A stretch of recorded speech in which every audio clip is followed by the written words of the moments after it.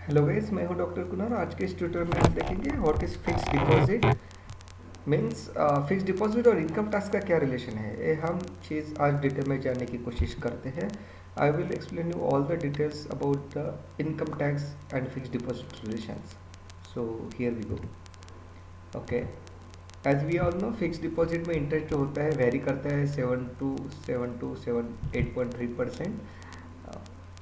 To choose कि किस bank में हमने फिक्स डिपॉजिट के लिए अकाउंट ओपन करना चाहिए, आप बैंक बाजार, पॉलिसी बाजार जैसे वेबसाइट्स को आप रेफर कर सकते हो।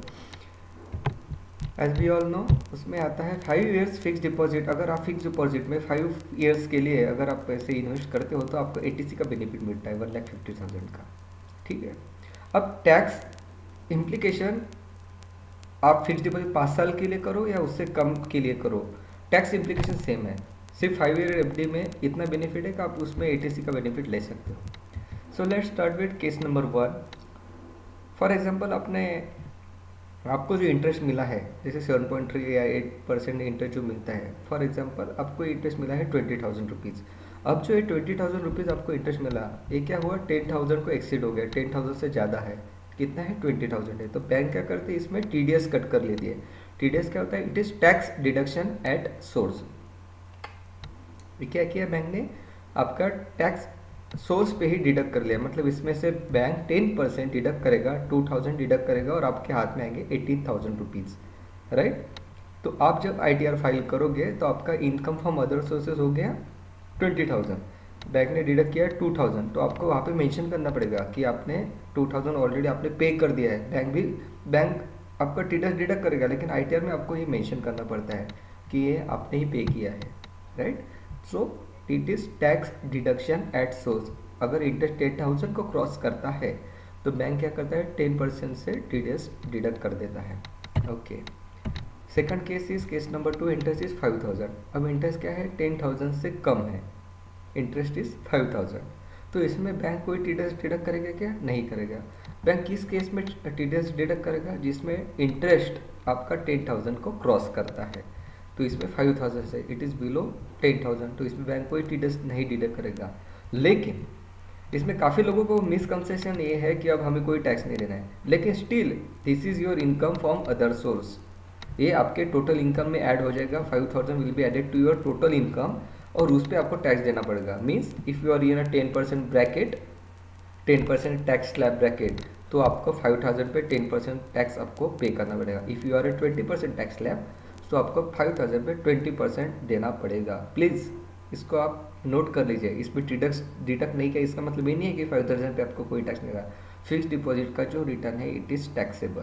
Okay, case number 3, this is case number 3। For example, आपके 2 FDs है, ठीक है, एक ही बैंक में आपके 2 FDs है। एक इसमें आ गया इंटरेस्ट आपका 8,000 रुपीज़ और सेकंड आ गया 4,000। अब दोनों का सम ऑटोमेटिकली उनके पास रिकॉर्ड रहता है कि आपका जो अब है 8,000 plus 4,000 that is 12,000। 12,000 is greater than 10,000। अब ये जो 12,000 है, इस पर बैंक 10% डिडक्ट कर लेगा, राइट। 12,000 पे दैट इज 1,200 डिडक्ट कर देगा, और आपका जो है 12,000 में से 1,200 माइनस करके आपको आपका इंटरेस्ट पे कर दिया जाएगा, right. This is the third case. Now the fourth case is, for example, interest is 20,000। फिर से फर्स्ट केस में आ गए हम। Interest is 20,000। 20,000 मतलब 10,000 से ज़्यादा हो गया, आपका 20,000 इंटरेस्ट हो गया। बैंक इस पे क्या करेगा, 10% डिडक्ट कर लगा, वो हो गया आपका 2,000, ठीक है, right.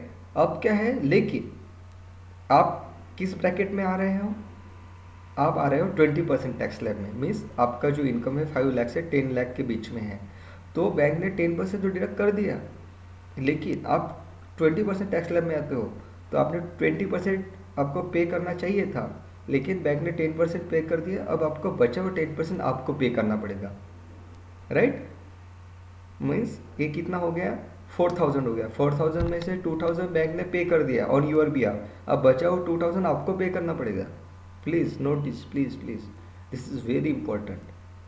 C, this is case number 4 and that's all guys. Second thing और एक इम्पॉर्टेंट बची है, यस। फॉर एग्जाम्पल, आपकी 5 ईयर की FD है, राइट। अब उसमें क्या होगा, bank every year TDS deduct करेगा, right. For example 10 for example यही आप कंसिडर कर लीजिए, राइट। ये 5 ईयर की एफडी है, आपको इंटरेस्ट 20,000 मिल गया, तो बैंक ने TDS 2,000 डिडक्ट किया, ठीक है। फिर सेकंड ईयर भी बैंक ने आपका 2,000 डिडक्ट किया, थर्ड ईयर भी डिडक्ट कर दिया। ये क्या कर सकते हो आप, ये डायरेक्ट आप एवरी ईयर पे कर सकते हो। इसका जो इंटरेस्ट पे जो टैक्स है, मतलब 2015 में मैंने 10% की अकॉर्डिंगली टैक्स पे कर दिया 2000, 10% तो बैंक ने पे किया था, अब बचा मैंने पे कर दिया 2000।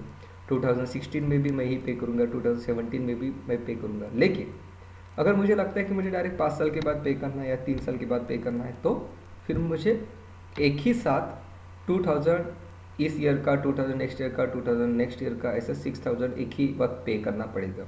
तो आप ये जो टैक्स है इनकम फ्रॉम अदर सोर्स है, ये मतलब एवरी ईयर भी पे कर सकते हो। और आपको लगता है कि नहीं चलो मैं अगले साल पे कर दूँगा, तो आप वैसे भी कर सकते हो, लेकिन बी केयरफुल कि अगले साल शायद टैक्स बढ़ ना जाए।